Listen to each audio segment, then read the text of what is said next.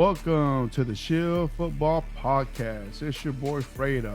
With me today, we got the whole crew in the building. We got that boy DC, we got the boy Jerron, Steven, and Josh in the back over there running things like always, man. What's up, guys? How y'all been, man? What's going on, Fredo? Not much. What's up, Jay?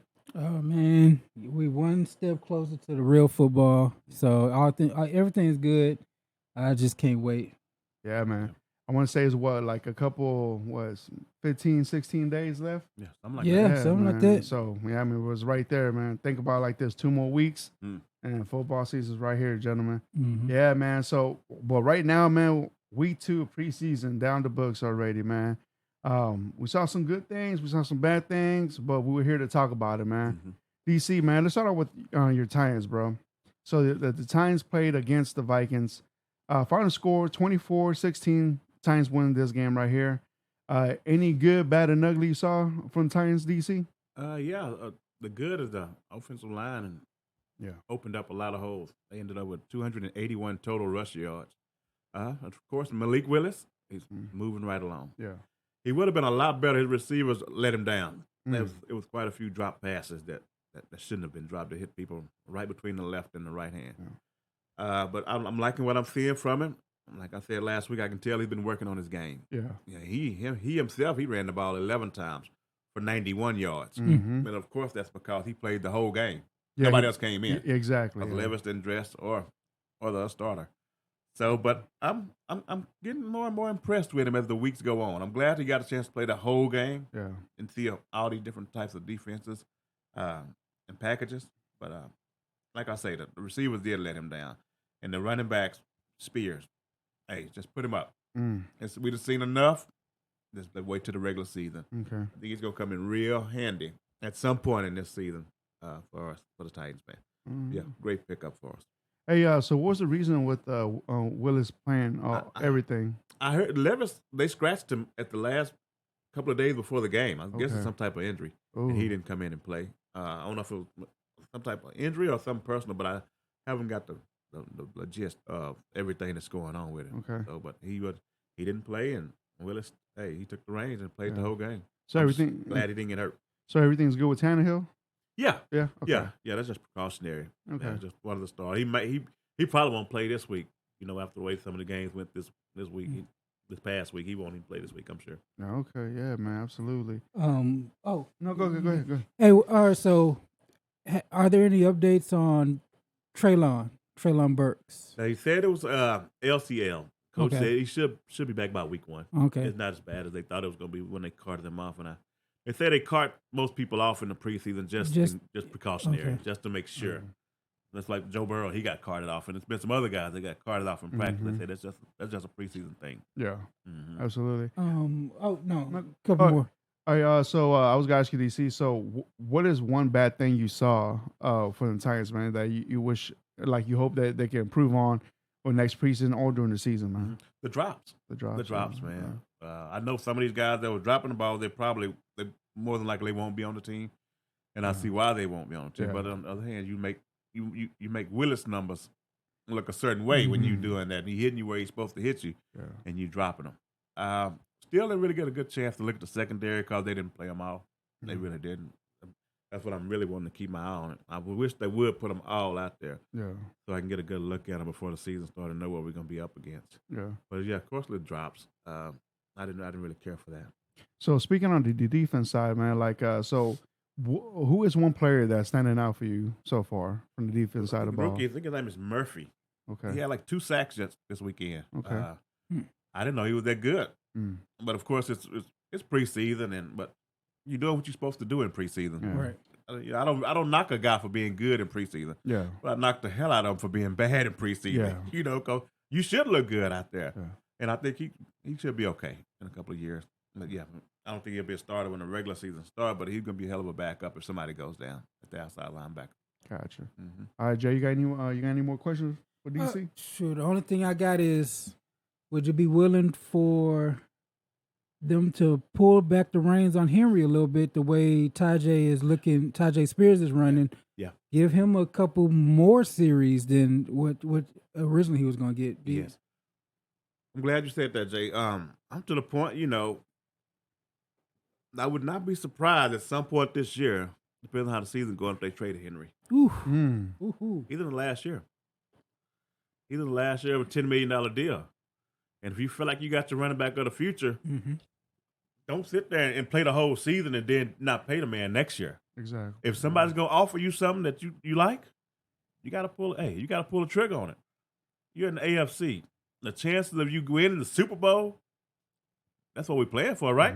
Yeah. If you feel like you to the point where you ain't got a chance to do that, somebody come calling for a second round pick, something like that, you gotta pull the trigger. Yeah. Ain't no reason. If you know you're not gonna pay this man $15 million next year, go ahead and pull it. Put that on somebody else's plate. Yeah. Yeah, get what you can get, cut your losses, and move on. Yeah. But like I said, I feel like Spears is going. He's legit, man. I think so. So don't be surprised if that happens sometime during the year. You see, Henry's been traded. It would not surprise me at all. Man, that's a hot take right there, man. Talking about I like he it. getting traded. Yeah, I agree with it too, man. I agree with it. Especially now that y'all need a lot of draft capital coming up, and possibly another wide receiver, right? Or somebody on the offensive line. You know, definitely the O-line. Yeah. So hey, man, I ain't mad at that. All right, is there anything y'all boys got left more on this game right here? That's it. All right, let's jump into the next one right here, man. Let's go with the Texans versus the Dolphins right here. So first things first, me and Jay, we went to training camp and go watch them practice, that joint practice. It was awesome, man. The crowd was electrified. A lot of Dolphin fans out there, you know, show came love. I want to say we saw at least like 20? 20, yeah. At least, you know. Yeah. And but they were out there, jerseys, hats, shirts, all that, man. And yeah, man. So we saw them. The practice was legit. It was some good and bad that day that we went, at least that Thursday. I know that Wednesday the Texans showed up that game. I mean that practice, and they were blowing up what I heard over the social medias and the radio. But yeah, man. But we went over there. It was tight. Fortunately, they didn't take that same energy they did from training camp into the Saturday's game. Texans lost that game 3-28. It should have been 10-28, but yeah, the Texans had some bad ones out there, man. Like, but with this bad, I saw some good improvements. I think C.J. Stroud actually looked better in the pocket than he did when they played against the Patriots. And the defense, wow, they look good, but that one drive when they had the Texans defense once and the offense from the Dolphins ones as well, when Tua took the Dolphins offense down the field for like 95 yards in that one drive, very impressive. But that right there, I kind of glad that it happened at the same time, just because the Texans. That right there was a reality check against an offense that's electrified and has good players, and that's because they were missing their left tackle as well. And this is the Dolphins I'm talking about, and they were missing Waddle, and Hill was right there destroying the secondary, and the running game looked pretty legit also from the Dolphins. But also what got me kind of worried as well, when the twos were going against the twos, and the Dolphins twos were beating down the Texans twos as well. I mean, that lets you know that the Dolphins coaching staff are doing what they're supposed to do, coaching them up and teaching them the basics, and they were doing the basics well. And the Texans yesterday announced that they canceled their joint practice against the Saints. So that right there, man. So I don't know. Coach D'Amico Ryans wants to slow down them and talk to them, see what's going on, man. But yeah, there was a lot over there that was happening. Like I said, defensive side. Speaking on the defense, also Will Anderson, man, pressured, tackle for loss, sack, bro. Like I can see why they took him and traded up for him and picked him at third overall in this year's draft, man. But yeah, it looks pretty good, man. Now I'm open the table to y'all, see if y'all got any questions for me. So what's up? First thing, CJ, what did you see from CJ Stroud in relation to last week, or what could happen in the future? Did you see anything that makes you feel better? How do you think that he actually played? I think he played. I think he played with confidence this time Mhm. in the pocket. I think this time when he felt the pressure, he actually made some good escapes. Yeah. So I feel like his awareness of the pocket is it's coming up now. I think that he saw the speed of the NFL Mm-hmm. from last week against the Patriots. Pull a toll on him. It got him like 2 sacks or 3 sacks, I believe, in that game, Mm-hmm. and that's only 2 drives he did. Yeah. So I think he felt that, and I feel like his presence with the offense is clicking.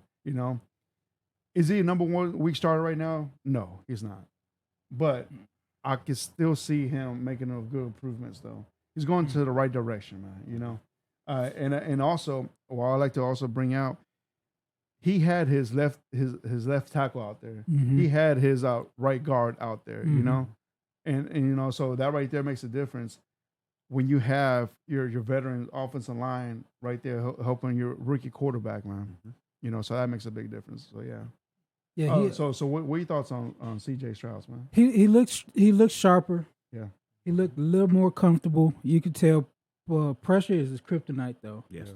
Like when you can see it was awkward because they got the interception and they started at the 5 or not, or they started at the 10, at the 10 or something like that, and right off the bat they let a free rusher come in, and his footwork just looked so crazy. It looked like let just get rid of the ball as soon as possible, kind of footwork. Yeah. So he doesn't like to be touched. I can already see that. But he looked sharper. That drive, that second drive where he went 5 for 5, hitting like big gains. Yeah, that's his potential. But we'll see what D'Amico and them have in store. Yeah, absolutely. DC? Yeah. Y'all hit on most of it, but he looked a lot better when he rolled out. Yeah. He got himself some time. There wasn't no pressure right in his face, which is, like I say, that's the worst pressure to have, right? Dead center in your face. When he rolled out, he looked a lot better. Yeah. And another thing that I didn't really like, I guess, is a growing pain with the clock running out. Yeah. You know, the delay of game. Yeah. Yeah. You think, man, he's been playing football for how many years now? At least call a timeout. Yeah. How you that far back? Yeah. But other than that, I can see he made a couple of steps in the right direction. And I was watching what the defense, they're gonna be ready to pass rush, but it's that rushing defense still. That's gonna hunt y'all, I think. D'Amico's got to fix that. Yeah. If you don't fix that, that's 200 yards you're giving up on the ground. You can't do that. That's just like last year. Yeah. That was the major problem. It wasn't getting to the quarterback. It was that nobody wanted to pass because they felt like we could just run up the gut on y'all. So if he gets that figured out, that defense is just going to be really, really tough. Yeah, absolutely. Good point right there, man. Like the Texans allowed 200 yards in rushing. Yeah. Yeah. So and you got to look at the division you in. Yeah, exactly. So the running backs you got to face. Yeah, you're right about that. Hold on. Yeah. I was watching that game, and it was like 2 minutes to go before halftime. The Texans had the ball. I stopped watching it. And at halftime, they scored like another touchdown. Yeah. The Dolphins did within like 10 seconds. I mean, the last 2 minutes with the Texans had the ball. What happened there? Did they turn it over? Yeah. They just punted it or what? So it was a run from the Dolphins. Okay. I want to say his last name is Ahmad. Yeah. Salvon. Yeah. Yeah. Yeah. So he had a long run for 65 yards. Oh, okay. Yeah. Well, I seen the Texans with the ball with like 2 minutes something to go. I said, they're going to probably just run the clock out. Yeah. I come back and look, the Dolphins and put up another touchdown at halftime. Yeah. It was that quick, man. So it was quick. Yeah. So that's what happened, man. Like I was surprised too. It's like it was that run defense, man. Yeah. It wasn't clicking. I mean, like we need some bigger guys. Yeah. You know, especially running that 4-3. You need big guys in the front, man. Like they don't have big guys, man. They do have fast guys, man, but you know, they're not stopping the run. That's a problem, man. Yes. You know, one cut from the outside, and that's all it takes, man. Now, for going forward, what you need to watch is what's the linebacker y'all signed? The little guy, 5'11". What's that? Oh, from Alabama. Yeah, what that? Tua. Him and the starter. Man, I don't know why I'm blanking With on his Harris. name. Is it Harris? They just got him from nothing. Anyway, he's undersized linebacker. Mm-hmm. You got undersized front. Yeah. And then all of their lineback, they don't really have a stout linebacking core, so that's where the leakage for the run game is gonna start showing. Yeah. And Fredo, you mentioned about canceling those practices. The Titans did the same thing with the Patriots this week. They're not going to practice. Yeah. They'll play the Saturday whenever the game is, but Yeah. Belichick already came out and said that they're not going to practice this week. I think that, like a lot of teams in the league are doing that. With this last game, a lot of injuries. That's the key right there. Yeah, injuries. Yeah, a lot of injuries, and like I think they're going too hard in training camp, and then and then when you want like you really don't have time to study your opponent, right? You know what I'm saying? So I think they want to save that for the field and not for those 2 days when they are doing the joint practices. But that's what I think, like that'll be the reason, man, because the injuries, and also I feel like you're showing too much, right? I get it, man. Linebacker I was thinking about was Denzel Perryman. Oh, okay. Oh, yeah. 5'11". 5'11". Yeah. I'm taller than him. That's what I'm saying. Undersized linebackers. He's the one who made the interception, but when it comes to run def, we'll see. Okay. All right, gentlemen. Y'all boys got any more on this right here? Jerron, DC? Yeah. Huh? All right, let's go to the next team right here. We're talking about them Cowboys. Cowboys went up to Seattle. Final score 14-22. Jerron, tell us the good, the bad, and the ugly that you saw. Let's start off with the good, man. What's the good thing you saw about the Cowboys in this game right here, man? Actually, despite the score, I saw quite a few really good things. Seattle came out with the ones. The majority of the ones, JSN didn't really play with the ones. He played with the 2s and 3s a lot later. But they had problems with the Cowboys' second team defense. I took some pride in that because I'm looking. There's no big names out there. No Trayvon, no Stephon Gilmore. There's no Micah Parsons. No, so basically the whole second team defense started, and the Seahawks first team really didn't do anything. All the points came with the backups and the third stringers. So I took some pride in that. Sam Williams, second year player, got a sack on their starting left tackle. Yeah. So that's one of the good things. Another good thing I saw was Tolbert, the wide receiver. He's coming into his own. He's looking like the guy we wanted to see last year.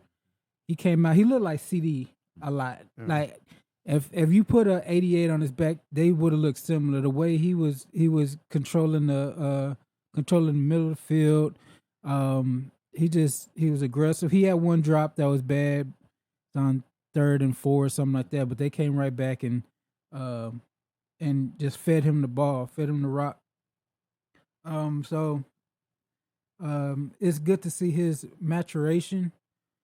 And Deuce Vaughn, we got to talk about it. Yeah. Like, yes, he's still playing with the 3s. Mm-hmm. I think they got to step him up a little bit. Get some run with the 2s, because there was a lot of 1 yard gain, 1 yard loss, and then he made the explosive play. I would like to see him with a better O-line in front of him.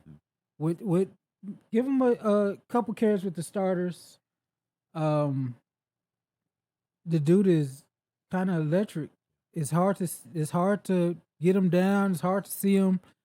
Hard to get a hand on him. Yeah. The first carry he had inside zone, made 2 men miss. Yeah. Spun around. really good vision. So that's the good. Bad, I would say Mozzie Smith, our first round pick. He's there to stop the run, and they were their first team and second team. They were piling on him. Yeah. Double teams. They were moving him, reach blocks. So he it's a little slow start. I like what he did the first game. Second game, little troubling to see. But again, it was basically him as the only name on that defensive line whenever. But they were reach blocking. They were pushing him around a little bit too much. So we'll see. And then the ugly. Two promising rookies. John Stevens, undrafted tight end, who is going to take the fourth tight end spot from Hendershot until he tore his left ACL. Promising linebacker, DeMarvion Overshown, came out, hawked the guy down, got up, and I don't know what it was about the way he got up. ACL gone too. So, and that one's tough. That one hurts a little bit because he was going to be a movable chess piece for Dan Quinn in that defense. He could play safety, linebacker, rush up the middle. So we're going to miss him, and that's tough. I wish we could turn injuries off in the setting. Yeah. Oh, that sucks, man. Sorry to hear that. DC, you got any questions for Jay? I'm with you on the Deuce Vaughn. I can't wait to see him with the first team. And he hide behind them linemen and ducking out and ducking in. That's gonna be a real nice, like you say, a chess piece for the offense. Especially if you can line him up all over the field. One of those guys, man. So I'm really looking forward to seeing what they're gonna do with him. So you think Tolbert he'll come and be the fourth receiver behind Gallup? Yes. Okay. And I can't lie, he kind of look better than Gallup. Okay. He's made more plays than Gallup. It's more Gallup's still coming back from the ACL tear, but Gallup is more of a contested catch guy. I don't really like contested catch guys. Get open. Right. For me, get open. Yeah. And Tolbert, he's looking like he's taking another step forward. I wouldn't be surprised if they give him a shot at the third wide receiver spot, but realistically, he's going to be the fourth receiver, and then we'll go on from there. Are you okay with your backup quarterback situation? I guess Rush is two or Greer? It's definitely Rush. Okay. Greer, the reason why the score is like that is because Greer shot himself in the foot. Greer, he's Baker Mayfield type. He thinks his skill set is better than what it is. He tries to make throws he can't make. But it's definitely going to be Cooper Rush. Cooper Rush came in, looked good. I'm happy. I've been trying to replace him. Yeah. Nah, that guy looks good. Yeah. He's a good backup. Yeah. Perfect backup for Dak. Yeah. Okay. All right. Well, y'all boys got anything else with the Cowboys? I think that's it. That's it. All right. So let's move on to our next segment, man. So we know fantasy is right here, fantasy football. I know this weekend is gonna be like most people gonna have their draft party. That's when we gonna have our draft party, man. So I'm excited about that. It's coming up. So we're gonna have our live draft, and we've been doing this league already for 8 years already. It's awesome, and like I want to say, 70% of the guys at least in our league, it's guys that have been in it since day one, which I'm happy about because it's rare, to keep a group together and have the group actually meet up on that one day, everybody with their schedule, I always recommend people, if you're going to do a fantasy draft, at least have one live one. That experience and that pressure and that environment, it's no other than like over the computer. On the computer, it feels like it's boring sometimes. But yeah, I'm excited about that. So that being said, gentlemen, let's talk about the players. All right, and we're going to talk about more than PPR situation, since that's the standard of nowadays. and that's what we do in every draft that we're in. DC, I don't know if you're in some other drafts that are the rules are different. I don't know if you got something about that. Yeah, but they're all pretty much. No, I have one that's not a PPR. Yeah, I have one that's a PPC, which is points per completion for the quarterback. Yeah, every ball he completes, he gets a point. Yeah, same as my 3-receiver league, and of course, with you, it's the PPR league. Yeah. So there's different ways to do it. Yeah, just make sure you know what you're getting into before you start. So DC always says make sure you read the rules before you get in there, and that's valid right there, because you don't know if you want to go for a running back, a wide receiver, or if it's a quarterback league that plays two quarterbacks. Right. Quarterbacks go first. So that's always good to know. Make sure you read your rules, man. That's always a great advice DC always gives. Yeah. All right, so gentlemen, let's start off with ours right here. Let's help our audience with some advice. If you don't know who to get, don't worry, we're here to help you. But caution, we're not gonna tell you our secrets because we want to win fairly, right, Jerron? Right. So all right, so that being said, I won at least 5 championships. DC, you won like 50 of them that we know of. Jay, how many have you won, bro? Oh, shit, I don't know. I've been on a dry streak lately, but I haven't been counting. Yeah. What's it called? So Jerron's the reason why I'm in the fantasy football. I'm never gonna forget the day he said, "Hey man, you want to join my fantasy league?" I was like, "What the hell's a fantasy league?" So and my first time, man, I drafted nothing but Texans players. I thought, man, my team is sick. Until that first week, man, I was like, "Oh, okay, I see what's going on now." And ever since then, I've been on fantasy. Yeah. I am Jerron's Frankenstein. He created a monster, man. But yeah, all right. So let's jump into this, man. So let's go with the wide receivers, man. Who are the top wide receivers coming out to draft this year? Of course, I got the ESPN right here. I got Justin Jefferson, Jamar Chase, Tyreek Hill, Stephon Diggs, and Devontae Adams. How do y'all feel about those top 5 right there? I wouldn't change nothing at all. No. I wouldn't change it at all. Okay. Cooper Kupp will be close, but I wouldn't change nothing at all. Yeah. Actually, Cooper Kupp's the 6th one. Yeah, he's right there. Jerron? Do you want us to give ours or you? So for me, I'm gonna go Jefferson, Chase, Kupp, Hill, Diggs as the 5th. But Jefferson, Chase, Kupp, Hill, Diggs, and then Lamb after that. Okay. It's my 6th. Okay, I got you. So all right, so how about let's do some sleepers, man? Because we know the obvious ones right here, the top dogs right here. So who do y'all see as the sleepers? Jerron, you want to start off on that one? Yeah. I'll go. I think more of a breakout player than a actual sleeper. I'm going with Christian Watson. Christian Watson from Green Bay. Green Bay wide receiver. Man, I think he's gonna just build on what he did last year. From what everybody's reporting in camp, he and Jordan Love have a good rapport. And he's a deep ball magnet. Mm-hmm. So you just get one of those every game. That's in a PPR, man. It's gonna start stacking up.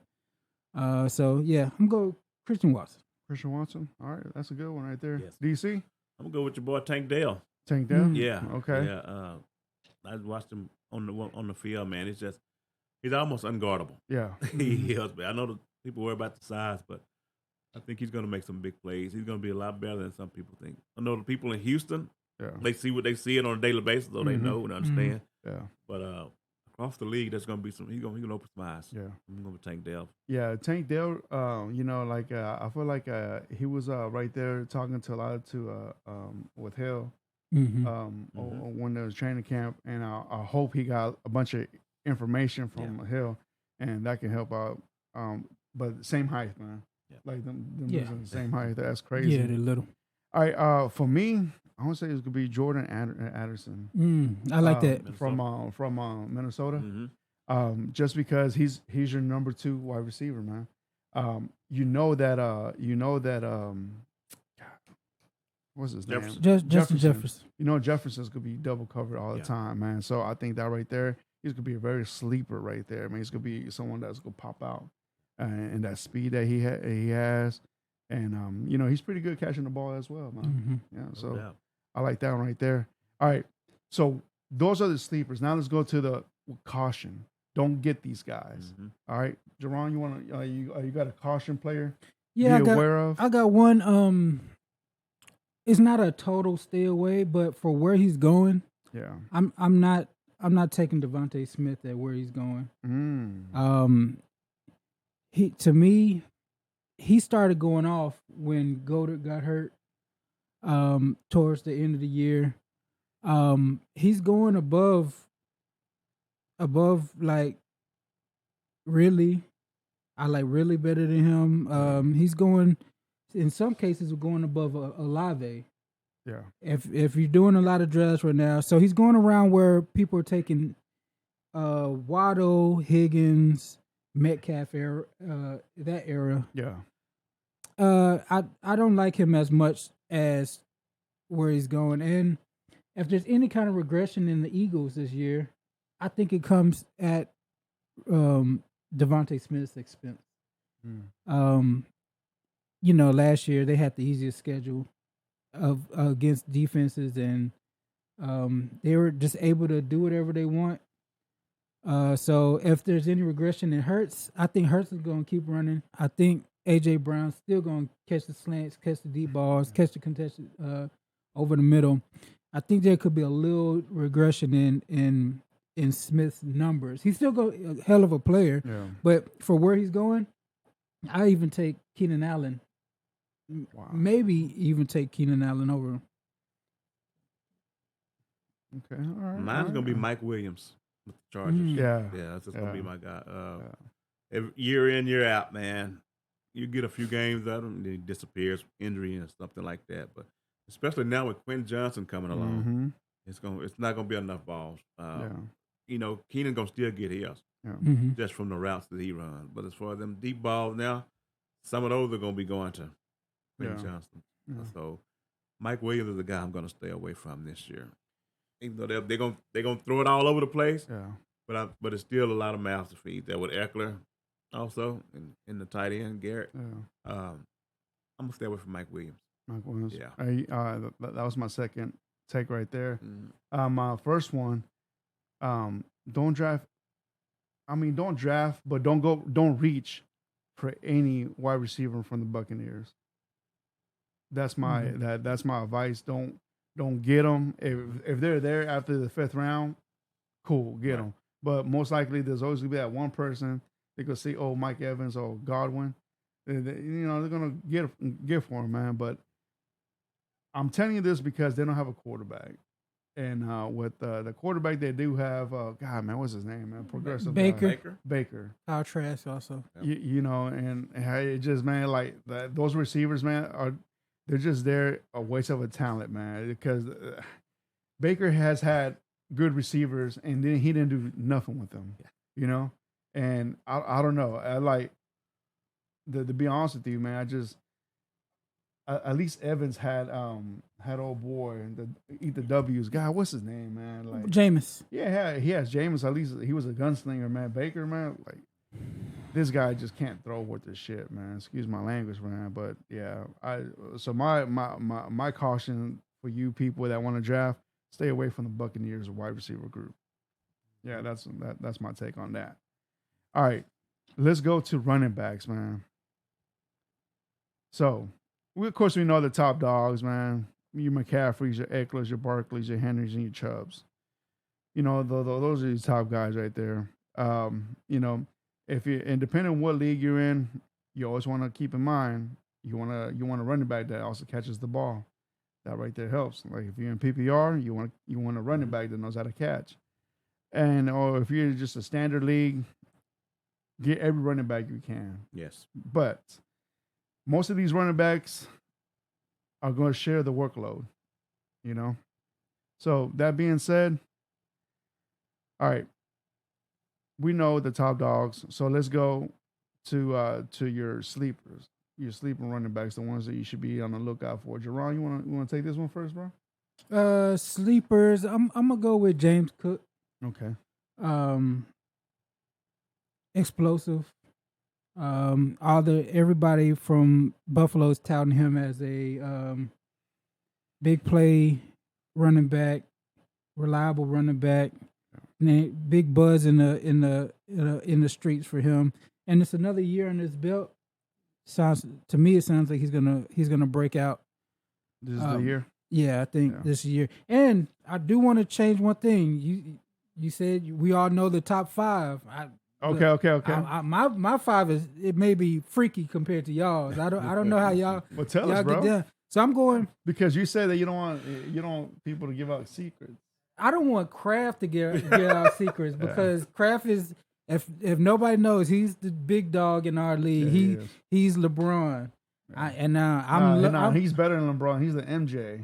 He's the MJ, man. Well, look, any way you want to say it. So I'm coming for the big dog. Yeah. So I'm doing stuff out of the box a little bit compared to how most people might approach a draft. So yeah, I don't want none of his secrets. I'm going my five are McCaffrey, Eckler, Barkley, Pollard, Bijan, and I'll throw in Chubb right after that. Okay. So that's gonna be my 5, 6 that I'm excited to draft for that top 5. Gotcha. All right, yeah. Oh, valid point, bro. Valid point. So you taking out Henry and you taking out Barkley? No, Barkley was my number 3. Oh, number 3. So McCaffrey, Eckler, Barkley, Tony Pollard, Bijan. Okay, gotcha. That's my 5. All right, sounds good. All right, so and you said your sleeper was Cook from Buffalo. Cook from Buffalo. All right, got you. Now DC, on to you, bro. Who's your sleeper, man? Khalil Herbert, Chicago Bears. Chicago Bears. He got a little bit of playing time last year, and the guy was over 5 yards a carry. And I'm expecting him to get a lot more of that this year. And what's looking to be probably a run-heavy offense. I'm expecting him to put some pretty big numbers. Don't be surprised if Deontay Foreman don't get in the way, that he may end up in the top 12 running back before the season's over. But that backfield is heavy with Roshan Johnson and Deontay Foreman. But if they feature Khalil Herbert, yeah, he's gonna have a big year. Okay. So all right, so my sleeper is where is he at? Jamar Gibbs. So yesterday I did a draft and I got him in the 4th round, which I think that right there was a steal. This guy should be going in the 2nd, 3rd round. You know, just the fact that I got him in the 4th. You know, and by then I already drafted 2 running backs ahead of him. You know, my first running back was Eckler, and then my second running back was Mixon. Yeah, and then I got CeeDee Lamb, and then I got Gibbs. Yeah. Like that right there was a steal right there, man. When I saw him, this dude right here is gonna be the cowbell of the Lions running game right here, man. And we'll see what's up. But to me, he's a guy that's I've been seeing also on mock drafts that he's been taken in the 3rd, 4th round, and this guy should be easily going in the 2nd, easily. So I'm surprised about that. So yeah, so keep your eyes on him, man. Gibbs. He's a good one to look out for. Now, let's go to a running back. Proceed with caution. You know, Jay, what you got on this one, man? This one's kind of easy. I think maybe all of us might have something similar. We need more news. What's going on with Jonathan Taylor? Pup, contract dispute. How's he gonna work with a mobile quarterback? He was a bust last year. A lot of people picked him first, second running back off the board. I like his talent. He might need to go to another team to be that number 1 running back like like we won in fantasy. Yeah. But I have no idea what's going on with Jonathan Taylor. I would take Josh Jacobs, Gibbs over him, Mixon, definitely Henry and Stevenson all over this cat because you don't know if it's a wasted pick or what's going to happen until he is in lockstep with the rest of the team. Yeah, that's a good one. DC, who you got, man? I'm gonna go with DeAndre Swift. That's another backfield that's just really, really crowded, and people look at the offense and feel like, yeah, he's gonna make that offense even more explosive. But you still got Gainwell, Boston, Rashad Penny there. So he's a guy that I'm definitely going to stay away from just because of just what the backfield looks like. Yeah. And one more that a lot of people are going to be really, really, really high on, but I'm a little nervous about is Bijan Robinson. Only because, like I just said, you had Algier last year. Yeah. The man rushed for 1,000 yards. There was nothing wrong with him. So why would you do this? Is it just a pick that everybody wanted you to make? So I can't see them just letting Algier sit on the bench after what he did last year. It would make no sense to me. And of course, with the head coach Arthur Smith, he's gonna be he's on the hot seat. Yeah. He has got to do. He may not make it through week 8, just based on the talent. Either him or the GM's got to go, just based on the talent they have on that team, with the receiver and the tight end, and now Bijan, and of course Algier. So they're gonna have to do something different. They got to start passing. They're gonna have. I know he loves to run the ball, but at some point, you can't. Drake London was the top receiver taken in that draft. Kyle Pitts was the top tight end taken in that draft. Yeah. And these guys are no-shows, all because of the offense that you're running. So if you don't change your offense, something's going to happen real quick in Atlanta. So that's why I'm a little bit worried of Bijan. The talent ain't the question. Yeah. The talent is not the question at all, but I'm a little bit leery as far as him being your top running back. Yeah. I got you. Okay. That's a good one right there. Mine would be Stevenson, running back from Ramondre Stevenson. Yeah, Ramondre Stevenson from New England. Just because I thought a week ago he was gonna be the cowbell to that running game in New England, but now that we got the news that Zeke is going to he signed with the Patriots, that right there just going his draft capital just went half now, because we don't know how many carries Zeke's gonna take. Maybe in the beginning it's not gonna be much, but towards the middle of the season, towards the end of the season, I feel like Zeke's gonna take over that number 1 spot, man. Just a matter of time. But yeah, but he was up there, man. He was top 15 running back, and now from that, I think that's gonna push him down to maybe in the high 20s now. Just because now you got a bunch of teams sharing the load. Same thing with the Jets situation. You know, you got Breece Hall, and then you got Dalvin Cook. You know that's another team right there that you don't know. And I want to add one more sleeper, man. James Conner. I think he's gonna be a sleeper for sure. He's gonna be under the radar right there. But yeah. With Conner, there's no doubt he's the only back there. Yeah. Just if he stays the whole year, he should put up some big numbers. Yeah. But one thing we do know, they're gonna be behind a whole lot. Yeah. So if he can catch, he'll do real well. Yeah, absolutely. Yeah, I like that one. Yeah. All right. So let's go to a questionable one, man. Let's go to another one. Let's go to the tight ends. Now the tight ends, I want to hear y'all's top 5 tight ends. All right. I want to hear yours, man. Before I give the ESPN one out. Me, I'm gonna go Kelsey, Andrews, Hockenson, Waller, Pitts. Okay. What about you, DC? Gonna be Kelsey, of course. Andrews. I like Waller also. Yeah. Man, I like Freiermuth this year. I like him a lot this year. Yeah. Freiermuth, I put him in there. I like him too. And then I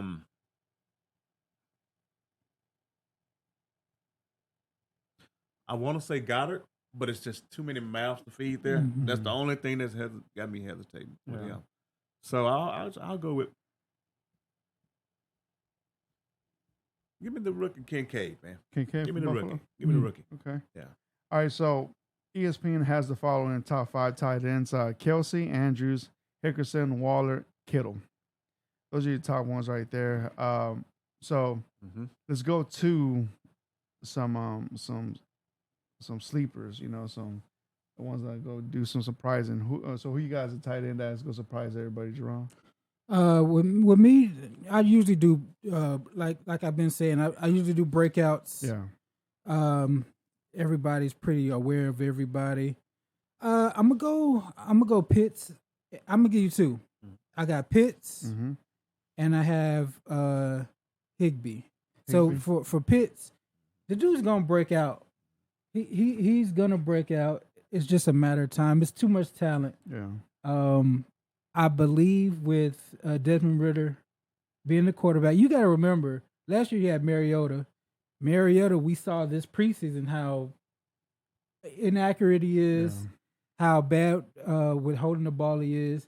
I think Ridder might be a little upgrade on getting the ball out quicker and targeting his receivers. When he came in last year, he threw the ball a lot more. He was accurate a lot more than Mariota was. So Pitts, I think he's going to break out, be a top 3, maybe tight end 1 of these years. He's just too talented. Yeah. And then Higbee, they're decimated in LA. Like the Rams are just. You got Cooper Kupp, Van Jefferson, and some other names. Allen Robinson's gone. Cooks has been gone. I think Higbee is going to be the go-to for the second option for Matt Stafford. He's going to look Kupp, and he don't want to get hit, so he ain't going to a third. It's Kupp and Higbee, in my opinion, are the go-tos in LA. Gotcha. Jay, DC. Who you got, man? Sam Laporta, Detroit. Yeah, I like that one. I like that. The rookie. Yeah. Just based on the sheer volume that they're gonna put him in his direction with that offense. Yeah. Also, Juwan Johnson, New Orleans Saints. He looked like he's tight end 1 there. Like he shined last year. I don't know if a lot of people were paying attention towards the end of the year, but he put up some big numbers last year. And I expect them to continue to do that this year. So those two is Sam Laporta and Juwan Johnson based on that. And my honorable mention would have been Trey McBride with Arizona Cardinals until I found out that Ertz was coming back. Yeah. That changed everything. But if Ertz would have been out the whole year, I would have definitely been. Trey McBride would have been on the radar. Yeah. To me, it'll be Dante Kincaid. Kincaid. Yeah. It'll be him. It just he's the number 1 tight end coming out from the draft this year. But I'm pretty sure like this is a team that needs to feed a lot of receivers with Diggs, and then you got Davis, and now you got this tight end right here. But they do like to pass a lot, so I wouldn't be surprised if it'd be used a lot in the red zone. And as long as you could get at least 7 points out of a tight end that's not named Kittle, not named Andrews, and not named Waller, why not? I think that right there. If you want to wait to a tight end and like after the 10th round, if Kincaid's available, man, snag him up. I think his name is going to start skyrocketing in good leagues. Yeah. He's not going to be available then. They're going to start 8, 9 round late is the latest. Yeah, because he's got skills. Yeah, absolutely. You want to do quarterbacks? Yeah, let's go. Let's do quarterbacks. Of course, you got your top quarterbacks: the Mahomes, the Allens, the Hurts, the Jacksons, the Burrows, and the Fields. Those are the top ones coming out. Who is your sleeper or breakout quarterback from fantasy this year, Jay? I'm still going Geno. Geno Smith. Geno broke out last year, and everything just got better. Gotcha. He got more weapon, another year under his belt, got the contract. So Geno is going to be my sleeper. I'll take him higher than a lot of these other quarterbacks in front. Okay. All right. DC? I'm gonna go with Russell Wilson this year. Okay. I think the Sean Payton thing is gonna be a big deal with Jerry Jeudy and Cortland Sutton. I'm expecting him to put up a lot better numbers than he did last year. Russell Wilson's gonna be the guy I'm going with. Russell Wilson. All right. With me, I'm gonna go with Jared Goff, man. Mm-hmm. I like what he did last year, man. Last year he showed a big upgrade of improvement, man. Like last year I feel like his balls dropped, and he's gonna show them off, and he's gonna be slinging in it and dinging it, man. I'm telling you, man. So what's up? Oh no, keep going. No, I was okay. just after you finish. All right, and so I'm gonna take him. I feel like in Detroit, I feel like the Lions this year might take that division. They might take it. It starts with the quarterback, and that's my sleeper quarterback right there, Jared Goff, man. Yes, sir. All right. What's up? So, a question I have for you guys: 4 quarterbacks, rank them. Rodgers, Richardson, Wilson, Goff. Which order are you taking those 4 quarterbacks? Let's say you get wiped out. Let's say, and those are the 4 left. Those are the 4 left. You got Aaron Rodgers, you got Russell Wilson, you got Anthony Richardson, and you got Jared Goff. Do you want to take it first? Or you want me to take it? You put. All right. First one would be Rodgers. Still, I'm showing that respect, and he does have a better team with the Jets, and he does get his original. I mean, one of his best offensive coordinators. Mm-hmm. That he has good numbers with. Mm-hmm. Then I'm gonna take Goff. Oh yeah, I'm gonna take Goff, and then you said Wilson, right? Wilson and Anthony Richardson left. Then Wilson, I'll take Wilson, Mm-hmm. and then Richardson, I'm gonna take him dead last, just because there's not enough out there, and with those other 3 quarterbacks, or the proven quarterbacks that we know what their potential is. So you get Rodgers with his offensive coordinator, a better team. Goff is coming up; he's rising up. His numbers are looking really good, and then now you get Wilson with a potential with a good Super Bowl proven head coach, and he's gonna call the offense. So, Richardson, man, it's just a disaster over there in the Colts, which I like. So, yeah, It's based on a full fantasy season. Yeah, it's full fantasy season. I'm gonna go Rodgers. Mm-hmm. Yeah. Probably Anthony Richardson second. Yeah. Okay. Just based on the rushing yards alone. Yeah. Mm-hmm. Yeah. And then Wilson and then Goff. But the rushing, you see what Fields did last year. Yeah. The quarterbacks that can run, and quarterbacks that when they get on the 1 or 2 yard line, they just turn around and give it to them, which Hurts made a living off of. And speaking of Hurts, that guy came from the Eagles. Yeah. So you're gonna see some similar things that Philadelphia does. So that's why I'll put him too. But with Rodgers, he gonna call his own play. Yeah. He gonna make it. Don't be surprised if he throw 40, 45 touchdowns this year. Yeah. So, Well, we see like not to interrupt you, DC. Sorry about that, but like when I think about quarterbacks, I think about passing. You know, and like Richardson. I haven't seen him play in an NFL level rushing like that. You know, now Fields that right there was a great example, man. He was a monster on fantasy last year. If anything, after the second week. When I want to say it was against that San Francisco game, bro. Man, everybody snatching them up. Raining, yeah. Yep. Yeah. So that's a good point right there, man. I didn't put that perspective in there. I got the same 4: Rodgers, Richardson, Wilson, Goff. That's the same order you had them in, Yeah. All right. So another before you go, another quarterback. I wouldn't be for fantasy purposes. Yeah. Sam Howell. Yeah. A lot of people don't know he can run. Yeah. He was a big time runner in college. Yeah. So now I'm thinking that Bieniemy gonna draw some stuff up for him. And he's gonna get some lanes just based on the receiving core that he's got. When he starts spreading out everybody, he's gonna get some opportunities to run. So keep an eye on Sam Howell. Okay. All right. So now let's go to the quarterbacks you should stay away from. We'll proceed with caution. Jay, you want to take this one first, bro? My proceed with caution is Deshaun Watson. We saw him last year. We've seen him this year. We all want him to get back to performing how he did when he was in Houston. Not sure he's going to get back to that level. I think he's got the pieces. I think the production is going to be taken off of his back and put on the Chubb's back. So Chubb is going to be the workhorse. And then they're gonna manage Watson. I got him as quarterback 9, quarterback 9, just above Daniel Jones, but I'm still cautious. He's not in the bottom for me, but I don't know if I would take him where he's being taken. I would probably take him around where they're taking Dak or Tua, more than where he's going. He's going like after Fields, after Lawrence. I would take those quarterbacks above him.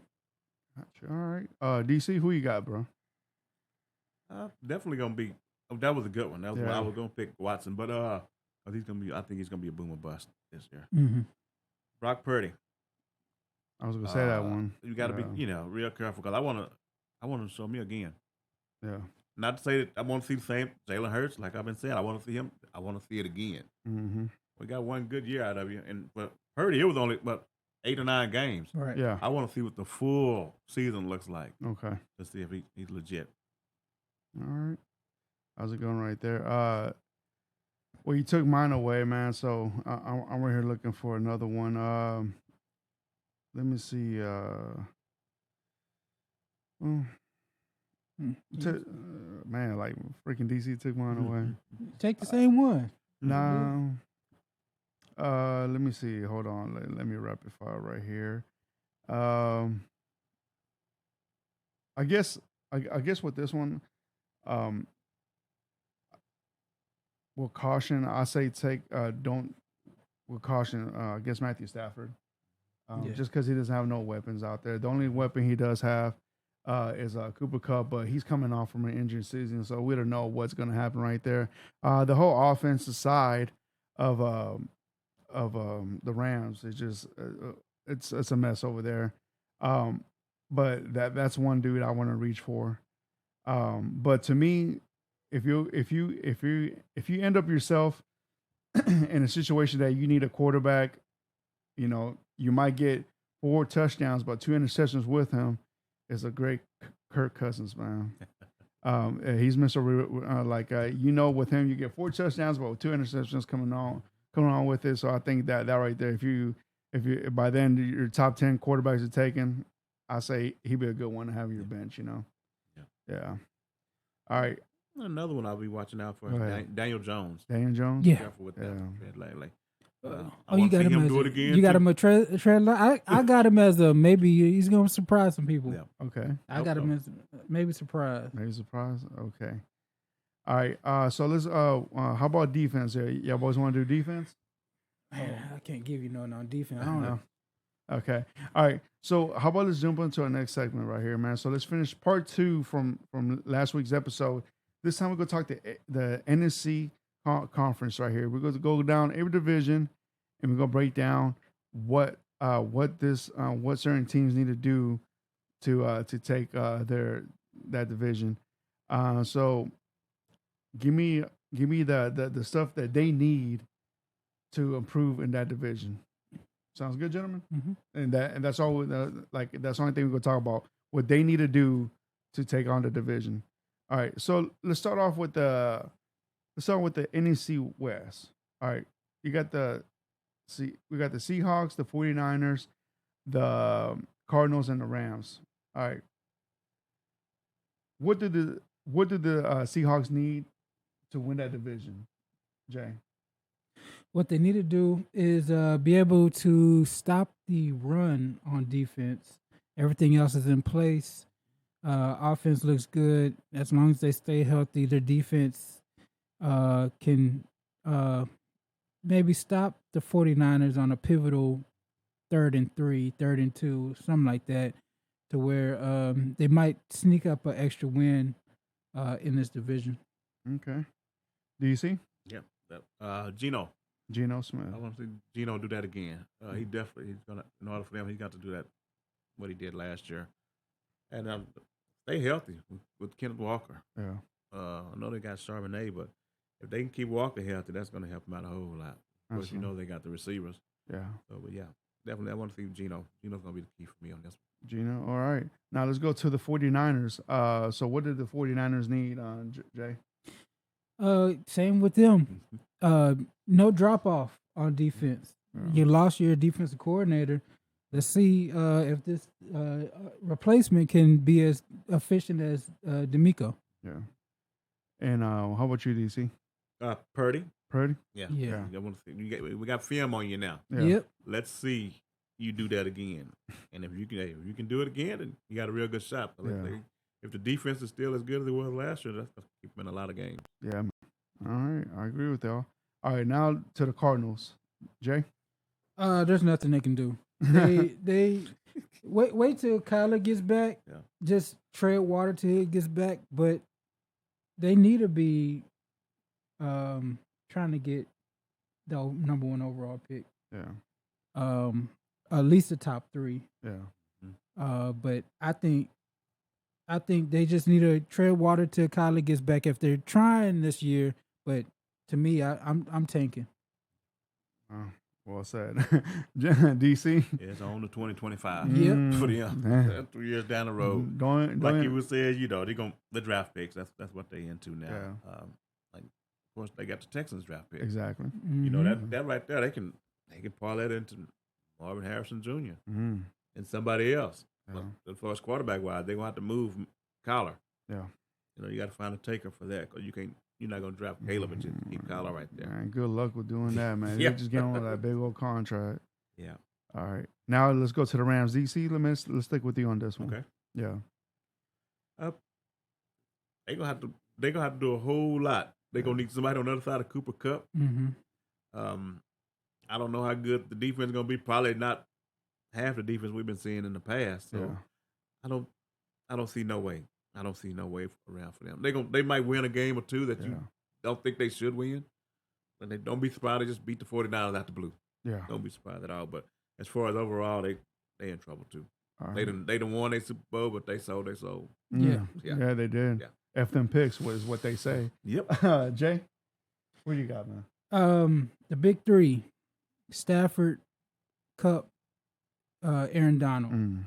2 of those 3 are injury prone, or I'm not gonna say injury 3 prone, of 3. but they get nicked up. Yeah. Aaron Donald's a little more. You think Aaron Donald's gonna be there, but can Cooper Kupp overcome the soft tissue stuff? Yeah. Stafford, his shoulder, his throwing arm. Yeah. Is he gonna be able to stay healthy? If that happens, maybe they get 7 games. Yeah. Okay. All right, so let's go on to the NFC South, man. Let's start off with them Saints. All right, so what did the Saints need, Jerron, to take on to take first place in this division, man? They just need to be them. It's not going to be hard. They have the easiest schedule in the league. Okay. Coming up, and they play in this division, so they just have to get the ball to their weapons and just play. I think it's going to be a walk in the cake for this team. Okay. DC? Yep. Like I say, just don't mess it up. Don't mess it up. The defense keep playing at the level that it's been playing at. Mm-hmm. They shouldn't have very many problems. Gotcha. Yes. All right, DC, I'm gonna stick with you. How about the Falcons? What did the Falcons need to take control of this? Utilize all their playmakers on offense for sure. They got enough. Utilize all of them, and you might have a chance. Because from a talent perspective, hey, they ain't that far on offense from the Saints. Yeah. But you just got to utilize them. Yeah. And we're gonna see if Desmond Ridder can do that this year. Okay. Jay, how about you, man? Same. Arthur Smith. Get the ball to Kyle Pitts, get the ball to Drake London, and get the ball in the hands of Bijan in the open field. I don't see why this couldn't be one of the best offenses in the league. Offensive line is set. Yeah. Just learn how to use these pieces. Yeah. Yeah. All right, Jay, so I'm gonna stick with you. The Buccaneers, man. What do they need? They need a tank. They need to go ahead and hang it up. Caleb Williams, come on down. That needs to be, or Drake May. The Buccaneers, they look like a Drake May. Drake May would look good in that Buccaneers uniform.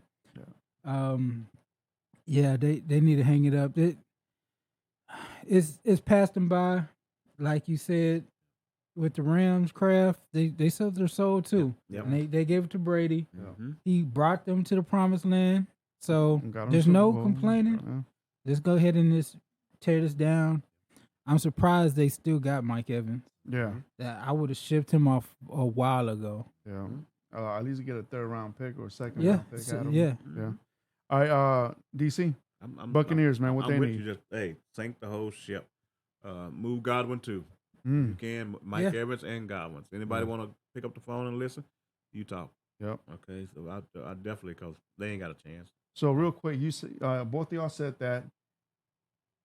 Which one of those wide receivers by the trade deadline is going to get traded? I would say Evans. Yeah. It just depends on who's calling. Yeah. Some team might need that bigger receiver. Yeah. Some might need that possession receiver. So, but either way, they can go and make somebody a big difference. Yeah. Either one of those guys. Yep. All right, DC, I'm gonna stick with you. Panthers, what they need? I like the defense, but the offense is gonna set them back. So they're gonna have to vastly improve, I think, on offense. That's from I want to see what the rookie receiver can do.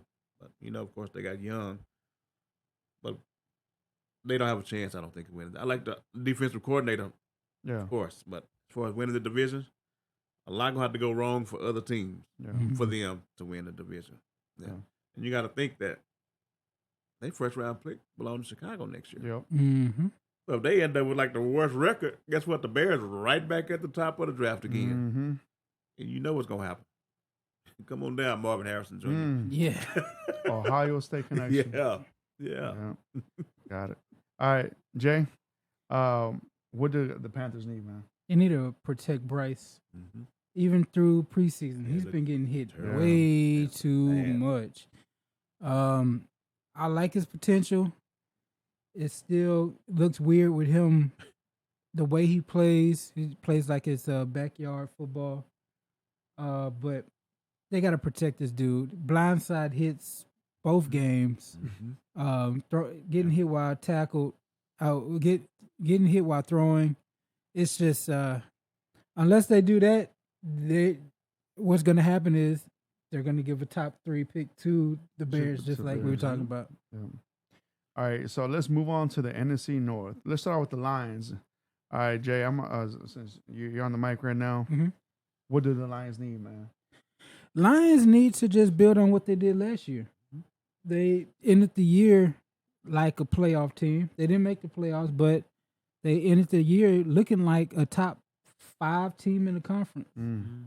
Just keep building. Keep doing what they're doing. It sucks that Jameson Williams is going through what he's going through. Gonna miss some time, but that offensive coordinator and that offensive system's so good. Just keep going. So just build on last year. Okay. DC. Yeah, absolutely. Continue and put Gibbs to work. Put Gibbs to work. I can't wait to see how that's gonna go, man.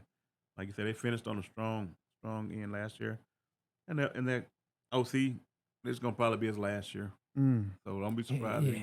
He's a head coach of the Chargers next year, or the Falcons next year. Don't be surprised. He gone. He could have been gone this year, but or to Tampa Bay. He should have been. He should have been gone. So they can pick up where they left off last year. They don't have no problem at all.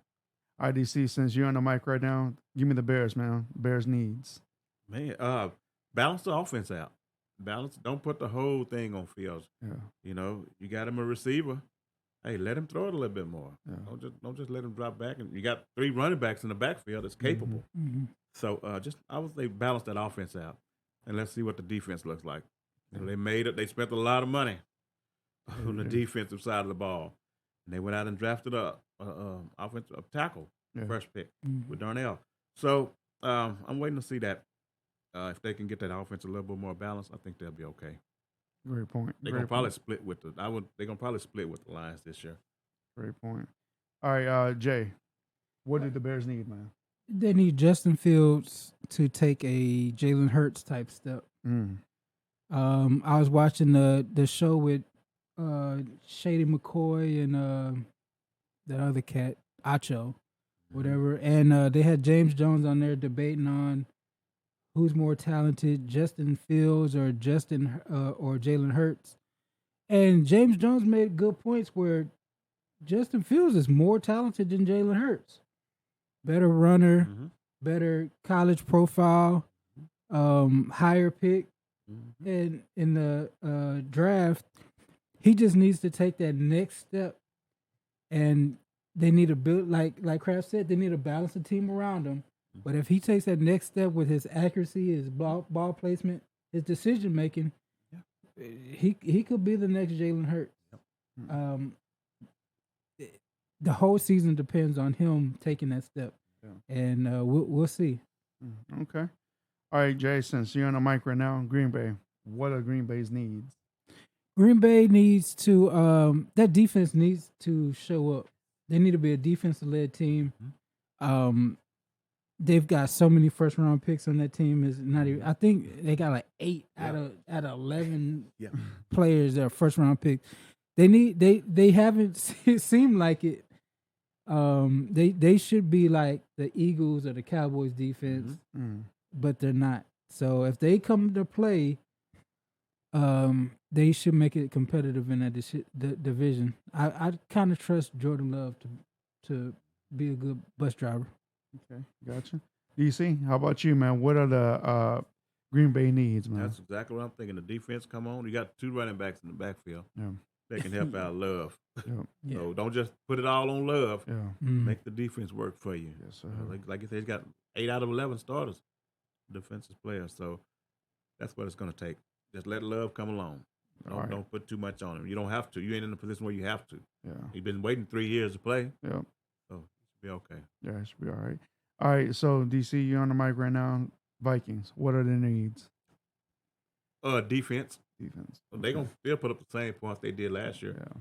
But I forgot how many one-score games they won.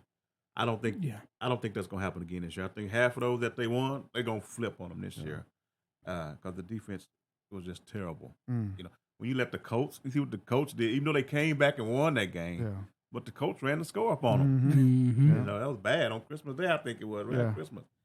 So their main thing is going to have defense has got to be a lot better because they ain't going to have no problem scoring on anybody with Jefferson and Addison, and Hawkinson. So they do defense going to have to step up. Defense, okay.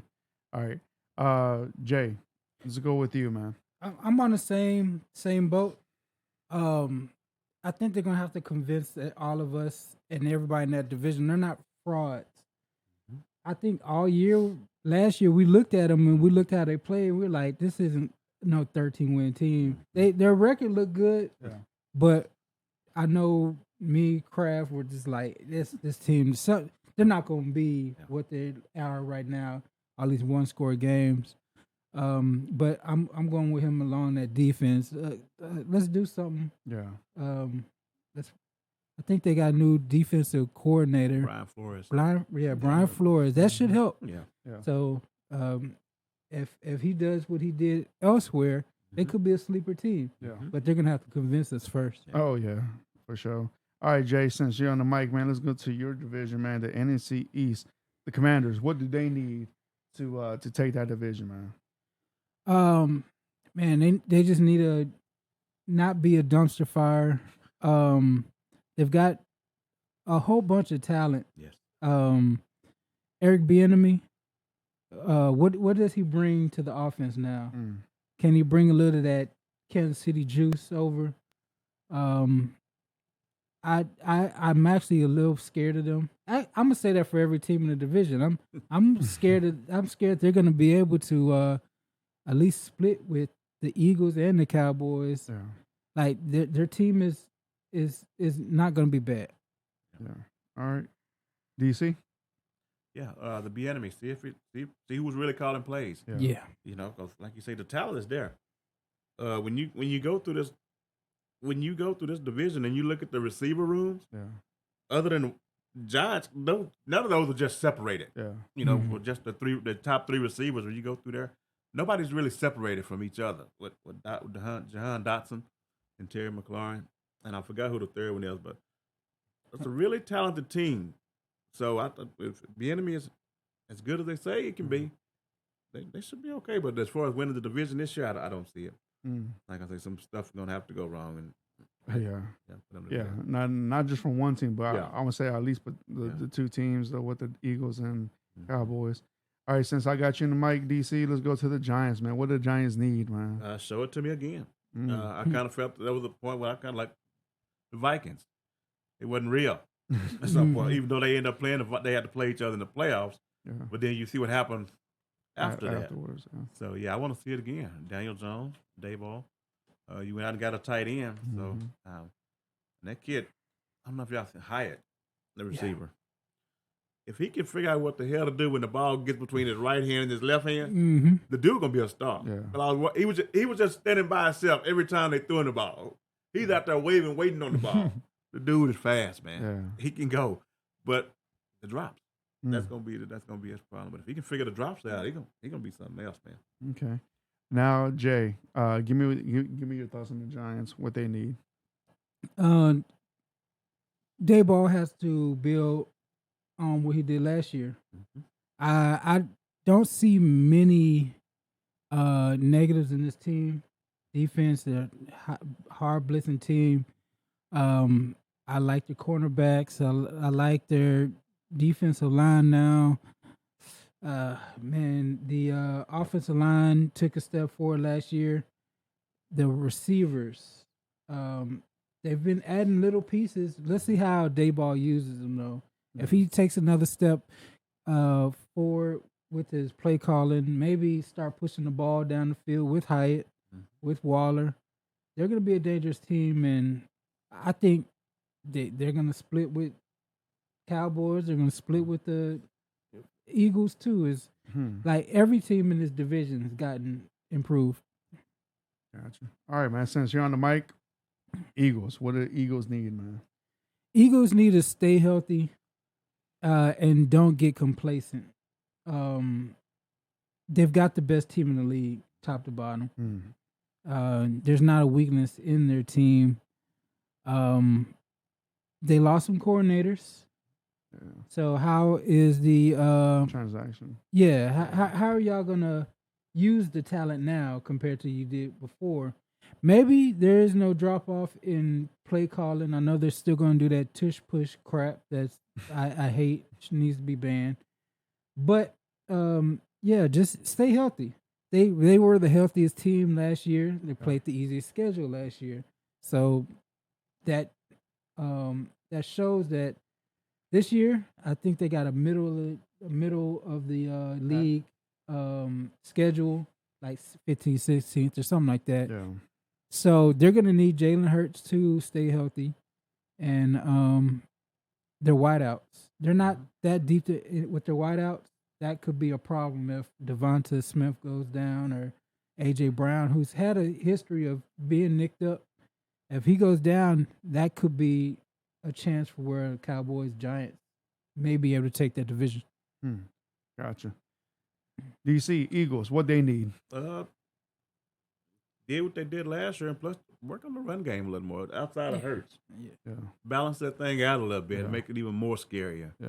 You know, depend on the Hurts for the rushing yards, but now you got a backfield. Just turn around and hand it off sometime. You know, like you got legit receivers and tight end, everything. So, and of course, they got to stay healthy, but balance it out a little bit more with the running game. A little bit more running. And that where they bring your play action in and all that.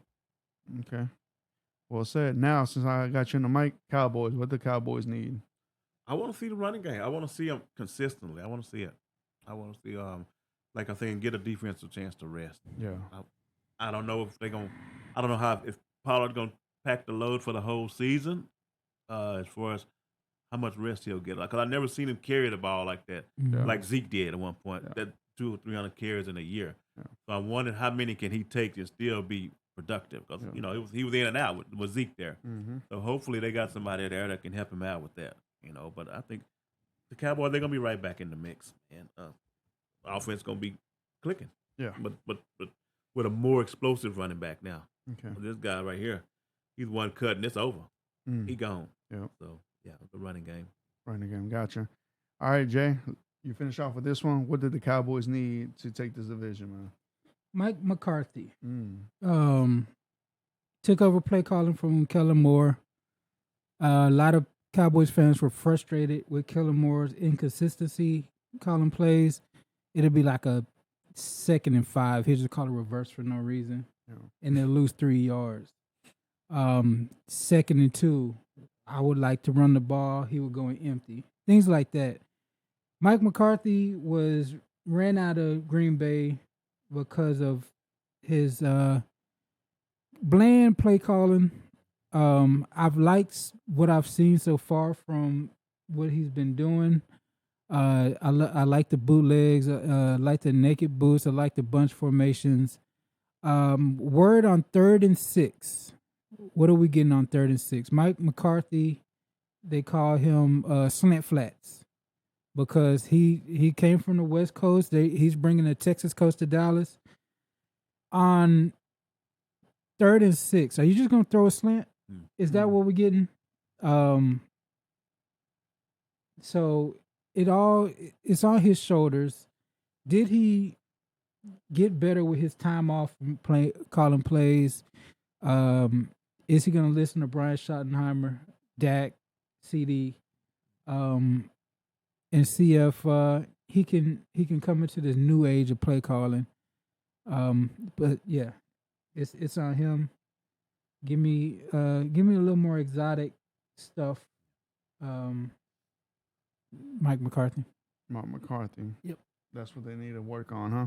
Yep. Gotcha, man. All right, gentlemen, man. Like that right there was some hot takes right there. Very well put from both of y'all, man. Appreciate that.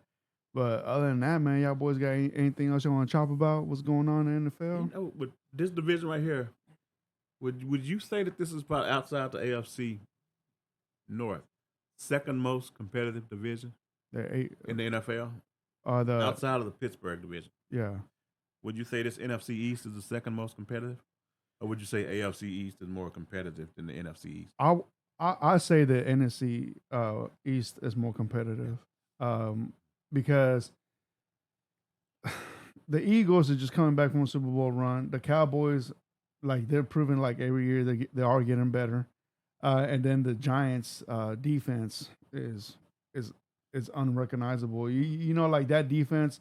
What it looked like 2-3 years ago, it looks way much better now. Mm-hmm. And now that you got the Commanders, now that they're having a real offensive coordinator calling plays, and you know Juan Rivera's defense everywhere he's gone has always looked stout. It's always been top 15. You know, so I feel like this division is more competitive now than the AFC East. What you were telling me? Yeah. AFC East. Yeah, the AFC East. It just. Well, the AFC East, you got the Dolphins right there. Yeah, they got the talent, but you don't got the quarterback that's known to stay healthy. Yeah. Besides him, who's the backup? Right. Exactly. And then with the Jets, you don't know what the Jets going to be. You're going to hope it's going to be the Packers where they were 5 years ago. You know, you hope to be that. And then with Buffalo, man, like it's like we said it last episode, their window is shutting down quickly. Mm-hmm. You know, so we don't know how competitive they're going to be. And then we got the Patriots. God, is Belichick not Belichick without Tom Brady? Right. You know, so yeah. So that's why I give it to the NFC East. What do you think, Jerron? Yeah, I think the NFC East, especially in the top three, it's closer. With those top three, the healthiest team is the one that's going to win to me. With Washington, they're going to be like the pesky end of the season. They're going to mess up somebody's season. Like they're just going to come and just to fuck with you. Yeah. It's week 16, 17, they're going to come in. It's going to be a win that's just going to piss people off. Yeah. But with those top three are too close, and all three made the playoffs last year. Yeah. So I'm gonna go with the NFC as being the second most competitive after AFC North. So who do you think, DC? Since you brought that up, yeah, I'm gonna go NFC East. Yeah. Overall, the They probably got the best defensive line between the four teams. Yeah. They got the best wide receiver rooms. Now, of course, you got Tyreek Hill and you got Diggs in Buffalo, but from top to bottom, just the group of receivers by division, the NFC East, they sweep it with the defensive lines on off. Thibodeau got another year under his belt for the Giants. All four of those teams, they front four, man, and their receiver room is top notch, all of them. So yeah, that's our NFC East. Can you name a better set of pass rushers in any division? You can't do it. I was just not when even you the AFC North with T.J. Watt and the guy from Cleveland. Overall, this right here, the NFC East got it. Yeah, I'm telling you, everybody's. There's pass rushers on every team that are terrifying. Yep. So it's gonna be. I'm looking forward to that. Those games. Yeah, they nobody's won it back to back, and I don't know how many years now. 15, 16 years, whatever it is. Yeah. But you know what was so crazy about it, that no matter what, the NFC East, no matter if they're good or bad, they'll always get views, man. Yeah, no doubt. Always, man. Just what the teams behind it. Not to mention also the Cowboys, because Cowboys are the most hated and loved team. In this sport right here, they're always gonna get the TVs and the time. They move the needle. That's just exactly. You love them or hate them. Exactly. They're gonna move the needle. That's it. Exactly. Man. But off the top of your head, go ahead, Fredo. No. You off the top of your head, Jerome, who does the NFC East play? Do you know, as far as the other divisions in the AFC and in the NFC? Man, I gotta. Let me check that out real quick. We play the AFC East. Ooh, I remember because we do play Jets week 2. Thanksgiving we play the Dolphins. So y'all got the AFC West. I'm sorry, the AFC East. And the NFC West. Okay. Yes. Yep. Yes. That's how y'all got, man. So y'all play the Rams, the Seahawks, the 49ers. Yep.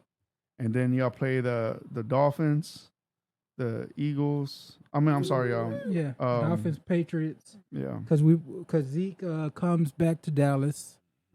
And then top of that, y'all play the Lions this year. Yeah. Ooh. That's tough. You know what? I'm gonna just read out the schedule, man. That's tough. All right. So week 1, y'all got Jacksonville. Then you got. Well, that's I'm sorry. I think that's preseason. I'm sorry. Giants, Jets, Cardinals, easy. Patriots, 49ers, Chargers, Rams, Eagles, Giants, Panthers, Commanders, Seahawks, Eagles, Bills, Dolphins, Lions, and Commanders. Damn. That's a lineup. That's rough. Yeah. That's brutal. Because the Rams always gonna give y'all shit. They always do. Yeah. The one is the Bills game. Yeah. If you real, the Bill you beat the Bills. It's in Buffalo, right? Let me check my device right here. The Bills. It's in Dallas. Okay. All right. No, I'm sorry. At the Bills. I'm sorry. Yeah. I kind of want you to, if you can you run through that Eagles? Eagles. All right. So the first Eagles game. No, the Eagles schedule. Oh, I got you. Because remember, all the way up into the Super Bowl, they had a cakewalk. Eagles. All right, so I'm gonna read off the Eagles schedule from week 1. Here we go. They got the Patriots. Oh yeah. They got the Vikings, the Buccaneers, Commanders, Rams, Jets, Dolphins, Commanders, Cowboys, Chiefs, Bills, 49ers, Cowboys, Seahawks, Giants, Cardinals, and the Giants again. Like the beginning of the season is gonna be kind of easy for them. I still feel that's an easy schedule. Yeah. But towards the end, man, once they played the Jets, the Dolphins, the Commanders, and then y'all, the Chiefs and the Bills and the 49ers and y'all again, and Seahawks. I still feel that's kind of all right. I feel like he's being biased. DC, what do you think? What's that?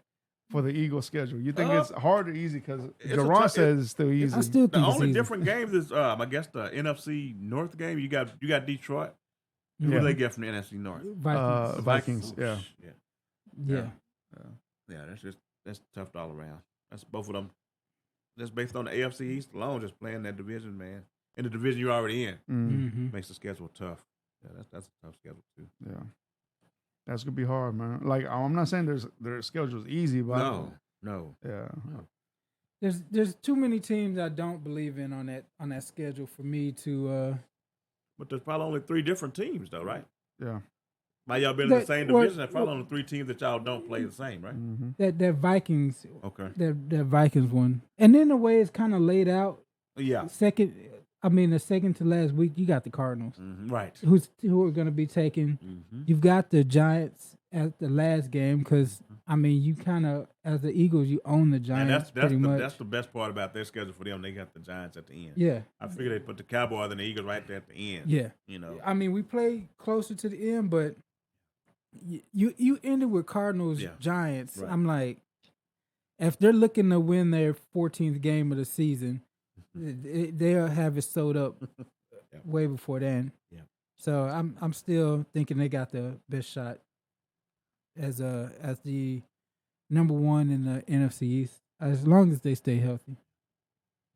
So I'm trying to look at the strength of the strength of schedule. Yeah.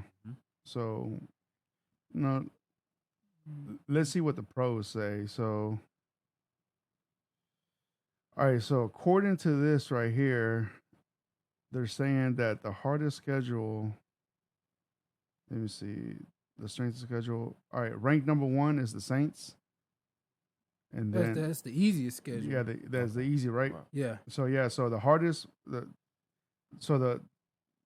teams with the hardest schedule is the Patriots, Raiders, Dolphins, Bills, Chiefs, Chargers, Jets, Vikings, Commanders, Broncos, Cardinals, Ravens, Bengals, Giants, Cowboys, and then where's the Cowboys? Damn, I just lost mine. Where's up that Cowboys? Yeah, Cowboys 18th. All right, yeah. So Buccaneers, Browns, Rams, Packers, Eagles, Jags, Lions, Seahawks, Titans, Steelers, Texans, Bears, 49ers, Panthers, Colts, Falcons, and Saints. So according to this, they got Philly as the 13th easiest schedule. Yep. Well, they got y'all at 18, so five different spots. Yeah. Fredo, pull up that Patriots schedule. They might be 0-6, 0-7 when the season starts. Patriots? Yeah. Gotcha, bro. Oh, yeah. It's, I think they got the worst starting schedule. It's going to be. I see why they where they at. I'll be honest. Them, the Jets aren't that much better either. No. So the Patriots week 1 have the Eagles, the Dolphins, the Jets, the Cowboys, the Saints, Raiders, Bills, Dolphins again, Commanders, Colts, Giants, Chargers, Steelers, Chiefs, the Broncos, the Bills, and the Jets. Shit. But for the Patriots, their Raiders game is going to be their Super Bowl. That's it. Just go ahead and win that Raiders game. Beat your whatever his name is. Man, my goodness. I like if they get 5 wins, that'd be impressive. And the Colts, like I can see them being the Colts. Okay. Yeah, man, that's tough. Yeah, so man, you know what? Like, I want to see what's their I want to see what's their odds are to win the Super Bowl because they're not a long shot. I'll be surprised they win 5. Let me see. It's gonna be tough just to win the division game for them. They're plus 800 to win the division.